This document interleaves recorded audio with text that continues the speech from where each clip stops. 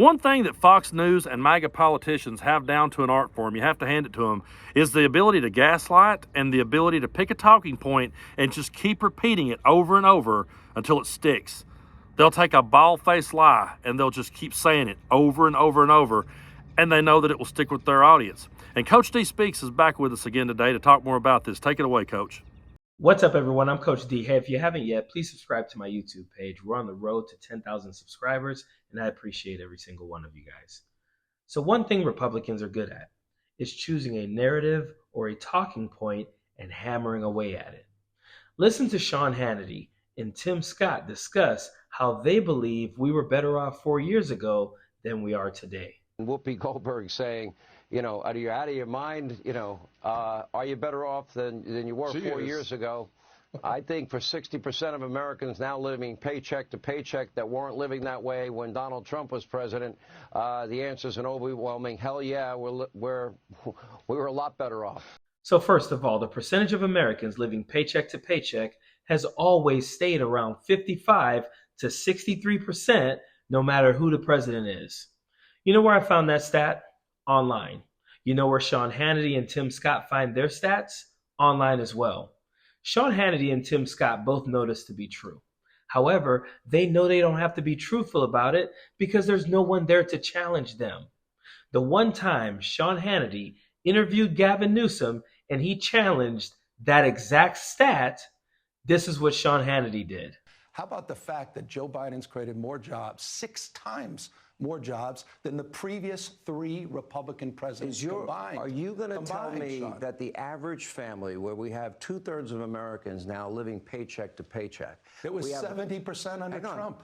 That was 70%. It was 70% under Donald Trump. Pre-COVID. So first he says it's not true. Then he says, well, pre-COVID it wasn't. You know, they love to pretend that COVID never happened, or at the least the severity of it had nothing to do with Donald Trump's negligence. It's just another talking point that they like to hammer away at. If Sean Hannity really thought Gavin Newsom was wrong about that stat, there is no way he would have allowed the conversation to slip away from it. He did because he was afraid of being exposed even more. Another thing is that when Donald Trump was president and Democrats talked about people living paycheck to paycheck, you know what Republicans did? They advised people to get a second job or go back to college or stop buying Starbucks and iPhones. They always want to refer to personal responsibility when they're in charge, but when Democrats are in charge, of course it's the Democrats' fault that people are living paycheck to paycheck or they're struggling in any type of way. But since Sean Hannity is talking about people who are living paycheck to paycheck, I want to point something out. Republicans love to yell out problems, but they never yell out solutions. If I were interviewing Sean Hannity or Tim Scott and they brought this up, I would ask them, how would your candidate help people who are living paycheck to paycheck? What would his remedy be? So let me talk about the things that would help prevent families from living paycheck to paycheck. Number 1, financial literacy. Where would people acquire financial literacy without bankrupting themselves in the process? How about free public universities?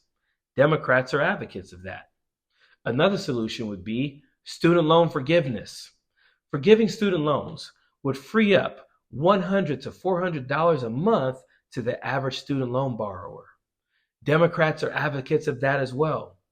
Raising wages would be another way for families to increase their household take-home pay and prevent them from living paycheck to paycheck. Blue states have the highest wages, and Republicans are currently whining about fast food workers earning more money.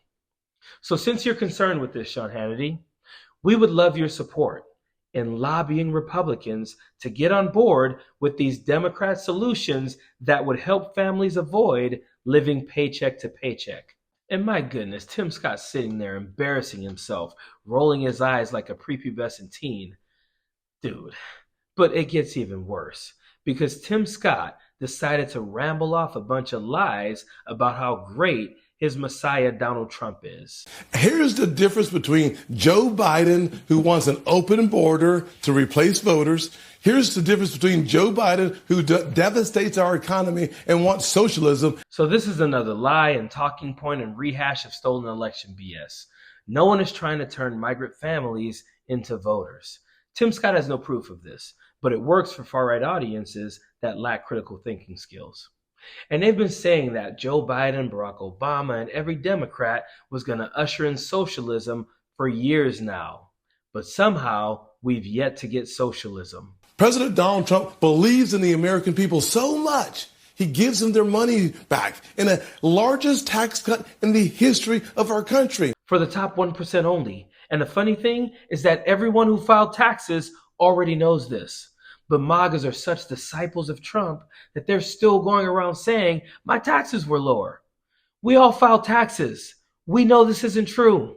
Here's the difference between the last president and our future president, Donald Trump. He believes so much in America. He wants law and order in every single city in America. So much so that he wrote a new national anthem with a bunch of anti-American criminal traitors who tried to violently overthrow our government.